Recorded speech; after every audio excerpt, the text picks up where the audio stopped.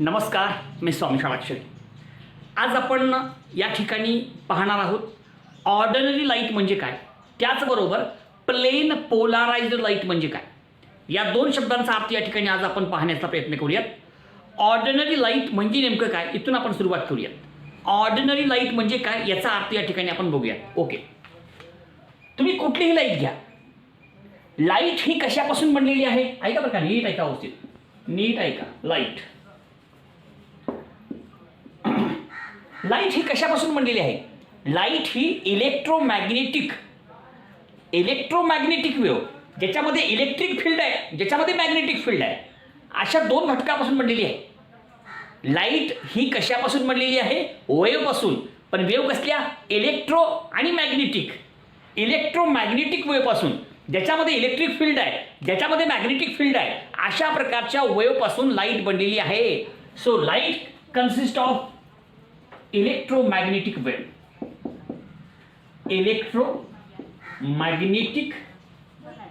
Wave. चल, पहिलं वाक्य. लाईट कशापासून बनलेली आहे. लाईट बनलेली आहे वेव्हपासून. आणि या वेव्ह कशी आहेत, इलेक्ट्रोमॅग्नेटिक वेव्ह. इलेक्ट्रोमॅग्नेटिक वेव्ह असं का म्हटलं, कारण या लाईटमध्ये इलेक्ट्रिक फील्ड बी आहे आणि या लाईटमध्ये मॅग्नेटिक फील्ड बी आहे. म्हणजे light is having electric field and magnetic field, therefore it is called as electromagnetic wave. म्हणजे या इलेक्ट्रोमॅग्नेटिक वेव्हमध्ये दोन घटक आहेत. ह्याच्यामध्ये दोन घटक आहेत. नंबर एक, इलेक्ट्रिक फील्ड.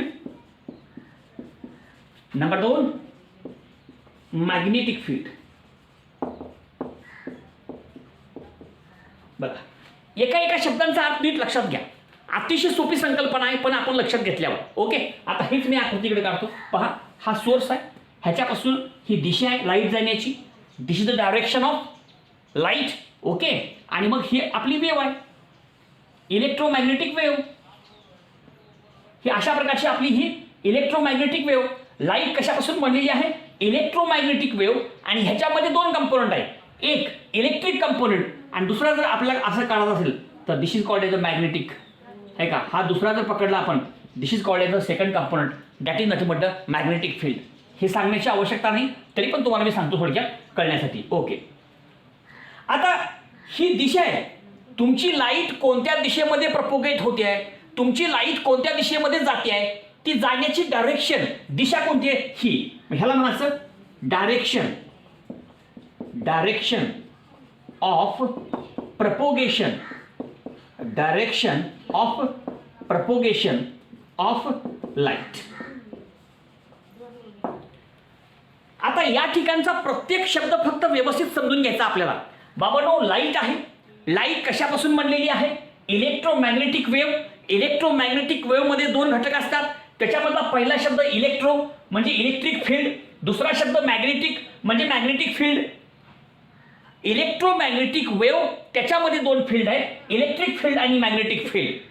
ही आपली इलेक्ट्रोमॅग्नेटिक वेव्ह आहे आणि त्याची ही डायरेक्शन आहे, प्रपोगेट होण्याची, जाण्याची दिशा आहे. या दिशेमध्ये आपला प्रकाश चालला आहे, या दिशेमध्ये आपली लाईट चालली आहे. म्हणजे this is the direction of propagation of light. Okay, आता अजून एक महत्वाचं वाक्य. तुमची जी इलेक्ट्रोमॅग्नेटिक वेव्ह आहे, इलेक्ट्रोमॅग्नेटिक वेव्हमध्ये असलेलं इलेक्ट्रिक फील्ड आणि मॅग्नेटिक फील्ड, ह्या दोघांचं ऑसिलेशन होत असतं. म्हणजे electric field and magnetic field oscillate होतात, व्हायब्रेट होतात. हे बघा, ह्याचं काय होणार आहे, ऑसिलेशन्स किंवा व्हायब्रेशन्स.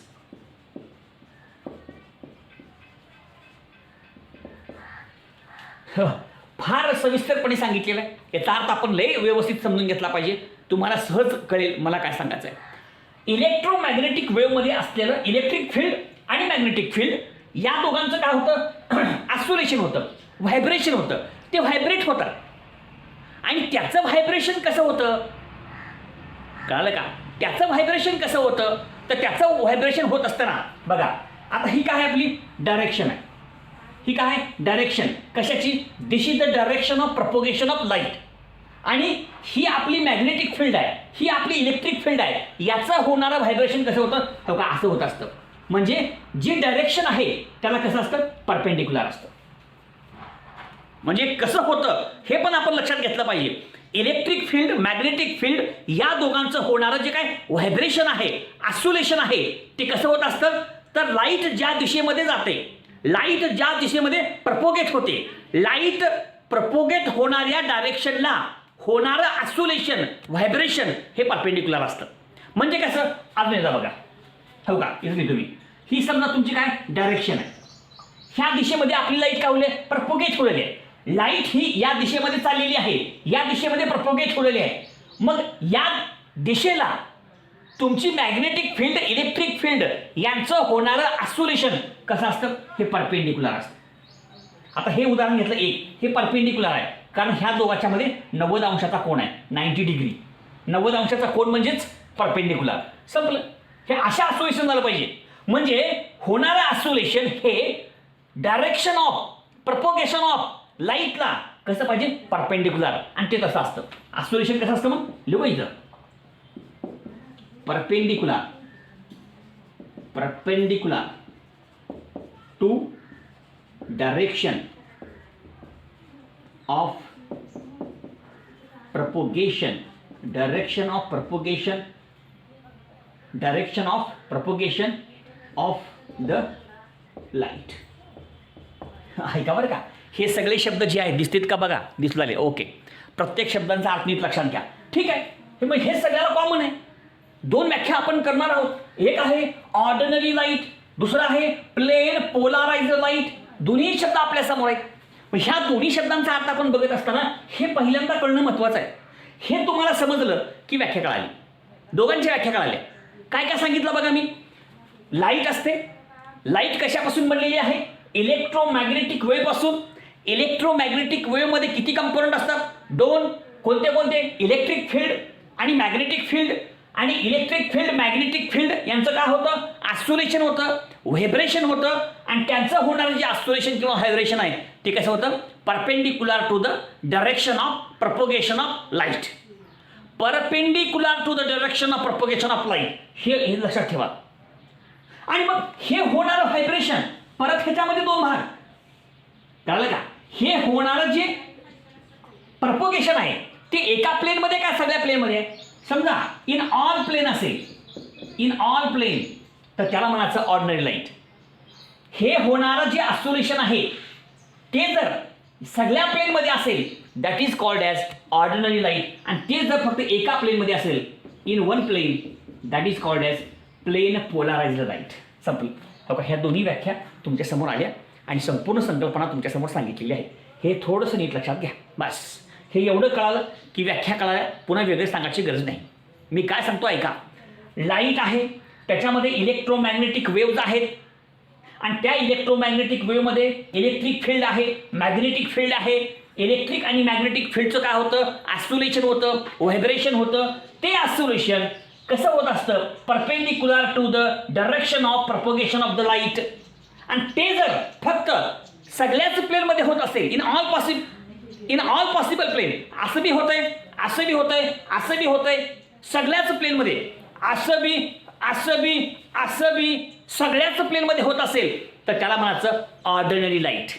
आणि तेच ऑसिलेशन जर फक्त एकाच प्लेनमध्ये होत असेल, कुठला बी एक प्लेन घ्या तुम्ही, एकाच प्लेनमध्ये होत असेल, that is called as plane polarised light. हा या दोघातला सगळ्यात महत्त्वाचा फरक आहे. आणि म्हणून ही आहे आपली ऑर्डिनरी लाईट, ऑर्डिनरी लाईट, आणि ही आहे आपली प्लेन पोलाराइज्ड लाईट. संपलं. कळलं जमाना. आता दोघांच्या व्याख्या मी सांगतो. व्याख्या थोडक्यात सांगितलेली आहे, व्याख्या सांगायची आवश्यकता बी नाही, तरी पण आता नीट सांगतो, ऐका व्यवस्थित. हे सगळं समजलेलं असेल तर वेगळं का शिकवायची आवश्यकता नाही. कसं कसं आहे सगळं तुमच्या समोर आहे. ओके, पुन्हा मी ती व्याख्या करतो. बघा आता इकडचा हा भाग मी पुसतो आणि तो कन्सेप्ट एक्सप्लेन करतो. हे महत्त्वाचं लक्षात ठेवा. आता पहिल्यांदा पहिला शब्द बघू, ऑर्डिनरी लाईट. ऑर्डिनरी लाईट तुम्हाला माहीत आहे, ऑर्डिनरी लाईट कशापासून बनलेली आहे? वेव्ह पासून. चला, ही कसली? आता ही डायरेक्शन आहे. ही काय? डायरेक्शन कुणाची? लाईट प्रपोगेट होण्याची. सर लिहू इथं. ही काय? Direction, Disha, direction of propagation, direction of propagation of light. ठीक आहे. आता ही आपली लाईट आहे आणि लाईट कशापासून बनलेली आहे? इलेक्ट्रोमॅग्नेटिक वेव्ह पासून. हो का? मी एकच काढतो फक्त. आणि ही इलेक्ट्रोमॅग्नेटिक वेव्ह ह्याच्यामध्ये किती कंपोनंट? 2. एक इलेक्ट्रिक फील्ड आणि मॅग्नेटिक फील्ड. आता ह्याच्यामधलं जे इलेक्ट्रिक फील्ड आहे किंवा मॅग्नेटिक फील्ड आहे ह्यांचं काय होईल? ऑसिलेशन होईल. हे असं ऑसिलेशन होईल. आणि हे ऑसिलेशन कसं आहे? डायरेक्शन ऑफ प्रपोगेशन ऑफ लाईटला परपेंडिक्युलर आहे. हे परपेंडिक्युलर आहे. आणि हे होणारं जे ऑसिलेशन आहे ते सगळ्याच प्लेनमध्ये होत असेल, इन ऑल प्लेन, सगळ्याच प्लेनमध्ये होत असेल, that is called as ordinary light. कळलं का? बघा, ऑर्डिनरी लाईट ही इलेक्ट्रोमॅग्नेटिक वेव्ह पासून बनलेली आहे. त्याच्यामध्ये इलेक्ट्रिक फील्ड आणि मॅग्नेटिक फील्डचं ऑसिलेशन होतं आणि हे होणारं ऑसिलेशन सगळ्याच प्लेनमध्ये होतं आणि ते होणारं oscillation perpendicular to the direction of propagation of light. अशी लाईट जर असेल that is called as ordinary light. Ordinary light म्हणजे काय याचा अर्थ सांगितला, लक्षात घ्या. ऑर्डिनरी लाईटमध्ये होणारं जे ऑसिलेशन आहे ते सगळ्याच प्लेनमध्ये होतं, इन ऑल पॉसिबल प्लेन. बाकी सगळं सेम आहे, तिकडे बी इकडे बी सेम आहे. एकच वाक्य महत्वाचं आहे आणि एकच फरक आहे फक्त. अरे बाबांनो, ऑर्डिनरी लाईटमध्ये होणारं मॅग्नेटिक आणि इलेक्ट्रिक फील्डचं ऑसिलेशन हे सगळ्याच प्लेनमध्ये होतं. असं बी होतं, असं बी होतं, असं बी होतं, इन ऑल पॉसिबल प्लेन. आणि ह्या सगळ्या प्लेनमध्ये ऑसिलेशन होत असेल तर अशा प्रकारच्या लाईटला म्हणायचं ऑर्डिनरी लाईट. आणि हे होणारं ऑसिलेशन जर एकाच प्लेनमध्ये होत असेल, एकाच प्लेनमध्ये होत असेल तर त्याला म्हणायचं प्लेन पोलाराइज्ड लाईट. आता व्याख्या करायला हरकत नाही, हे 2 शब्द सोडू नका. ऑर्डिनरी लाईटमध्ये होणारं ऑसिलेशन हे सगळ्याच प्लेनमध्ये होतं, in all possible plane, perpendicular to the direction of light. आणि प्लेन पोलाराइज्ड लाईटमध्ये होणारं ऑसिलेशन हे फक्त एकाच प्लेनमध्ये होतं. कोणत्या बी एका प्लेनमध्ये, perpendicular to the direction of propagation of light. हे तर का म्हणायचं आहे. झालं, म्हणजे मग व्याख्या. मग काय म्हणा? Ordinary light, and ordinary light consist of electromagnetic wave. Ordinary light काय, कशापासून बनली आहे? इलेक्ट्रोमॅग्नेटिक वेव्ह पासून बनली आहे. म्हणून म्हणा, and ordinary light consist of electromagnetic waves having the oscillations of electric and magnetic field, having the oscillations of electric and magnetic field in all possible direction, in all possible direction, perpendicular to the direction of propagation of the light. म्हणजे काय? म्हणजे काय बाबांनो, तुमची जी ordinary light आहे ही ordinary light electromagnetic wave पासून बनलेली आहे, ज्याच्यामध्ये इलेक्ट्रिक आणि मॅग्नेटिक फील्डचं होणारं ऑसिलेशन हे सगळ्याच प्लेनमध्ये होतं. पण हे होणारं ऑसिलेशन कसं होत असतं? Perpendicular to the direction of propagation of light. ही डायरेक्शन आहे आणि ह्याला परपेंडिक्युलर झालं पाहिजे. झालं, मग तीच व्याख्या केली. And ordinary light consist of electromagnetic waves having the oscillations of electric and magnetic waves perpendicular to the direction of propagation of light. कळलं का? आणि ह्याच्यामधला एक शब्द महत्वाचा, तो म्हणजे सगळ्याच प्लेनमध्ये ऑसिलेशन होतं. इलेक्ट्रिक आणि मॅग्नेटिक फील्डचं होणारं ऑसिलेशन हे सगळ्याच प्लेनमध्ये होतं, इन ऑल पॉसिबल प्लेन. हा शब्द प्रयोग फार महत्वाचा आहे. मग आता दुसरी लाईट आपली कुठली? Plane polarised light. ह्याच्यामध्ये तसंच आहे, ह्याच्यामध्ये पण तसंच आहे. फक्त फरक काय? Having oscillations in only one plane. कळलं का? Having oscillations in only one plane. तिथे काय होतं? Having oscillations in all possible plane. हे डिफरन्स आहे, लक्षात ठेवा. अरे बाबांनो, या प्लेन पोलाराइज्ड लाईट मध्ये काय होतं? ऑसिलेशन होतं का? अरे होतं बाबा, पण हे होणारं ऑसिलेशन फक्त एका प्लेन मध्ये होतं. आपण लिहू direct, having in plane polarised light किंवा plane polarised light having oscillations in only one plane perpendicular to the direction of propagation of light. झालं, एकाच प्लेनमध्ये होतं. मग आता आपल्याला माहित आहे, हो का, ही आपली लाईट आहे, हो का, ह्या दिशेमध्ये प्रपोगेशन झालं, ह्या दिशेमध्ये झालं, ह्या दिशेमध्ये झालं, ह्या दिशेमध्ये झालं, ह्या दिशेमध्ये झालं, ह्या दिशेमध्ये झालं, सगळ्या दिशेमध्ये झालं. अशी लाईट जर असेल तर अशा प्रकारच्या लाईटला म्हणायचं काय? Ordinary light. आणि हेच ऑसिलेशन जर फक्त एकाच प्लेनमध्ये असतील, फक्त एकाच प्लेनमध्ये, हो का, हे अशा प्रकारे फक्त एका प्लेनमध्ये, हो का, फक्त एका प्लेनमध्ये, हो का, हे एकाच प्लेनमध्ये आहे. ही झाली आपली प्लेन पोलाराइज्ड लाईट. आणि हे सगळ्याच प्लेनमध्ये आहे, सगळ्याच प्लेनमध्ये. असं बी ऑसिलेशन, असं बी ऑसिलेशन, असं बी सगळ्याच डायरेक्शनमध्ये होऊ लागलंय. असं होत असेल तर ते झाली ऑर्डिनरी लाईट. संपलं. इतकंच आहे याच्यामध्ये, काहीही अवघड नाही. या सगळ्यामध्ये फक्त एकच भाग महत्वाचा, बाबांनो, एका प्लेनमध्ये होतं का सगळ्या प्लेनमध्ये? होणारं ऑसिलेशन हे कसं होणार आहे? Perpendicular to the direction of propagation of light. दोघांकडे विषय आहे. पण हे होतं कसं? सगळ्या प्लेनमध्ये का एका प्लेनमध्ये? सगळ्या प्लेनमध्ये होत असेल तर म्हणा ऑर्डिनरी लाईट, आणि एकाच प्लेनमध्ये होत असेल तर म्हणा प्लेन पोलाराइज्ड लाईट. अशा प्रकारे हे दोन्ही शब्द या ठिकाणी आपल्याला डिफाईन करता येतात. लक्षात ठेवा, ऑर्डिनरी लाईटमध्ये सगळ्याच प्लेनमध्ये ऑसिलेशन होतं आणि त्याच्यामध्ये कसं होतं हा पण तुमच्यासमोर सांगितलेला भाग आहे. ओके. अजून एक महत्त्वाचा पॉईंट, निकोल्स प्रिझम. त्याचं काय काम आहे बघा. हे कळलं सांगा ना, कुठे लिहिता लिहित निकोल्स प्रिझम. आता निकोल्स प्रिझम काय काम करतो बघा. निकोल्स प्रिझम काय काम करतो? निकोल्स प्रिझम हा ऑर्डिनरी लाईटचं रूपांतर प्लेन पोलाराइज्ड लाईटमध्ये करतो. Ordinary light can be converted into plain polarized light using Nichols prism. म्हणून हा कोण आहे? पोलारायझर आहे. कोण आहे? पोलारायझर. पोलारायझर म्हणजे पोलारायझेशन करणारा, म्हणजे ऑर्डिनरी लाईटचं रूपांतर प्लेन पोलाराइज्ड लाईटमध्ये करणारा. तर अशा प्रकारची ही सगळी माहिती आहे. आणि हा कॅल्शियम कार्बोनेट पासून बनलेला असतो निकोल्स प्रिझम वगैरे वगैरे. ही सगळी माहिती व्यवस्थित लक्षात ठेवा आणि अशा प्रकारचा हा संपूर्ण भाग लक्षात घ्या. बस संपलं, इतकंच आहे. ऑर्डिनरी लाईटमध्ये काय होतं? इलेक्ट्रोमॅग्नेटिक वेव्हमध्ये असलेल्या मॅग्नेटिक आणि इलेक्ट्रिक फील्डचं ऑसिलेशन हे डायरेक्शन ऑफ प्रोपगेशन ऑफ लाईटला परपेंडिक्युलर होतं, परंतु सगळ्याच प्लेनमध्ये होतं. In all possible plain.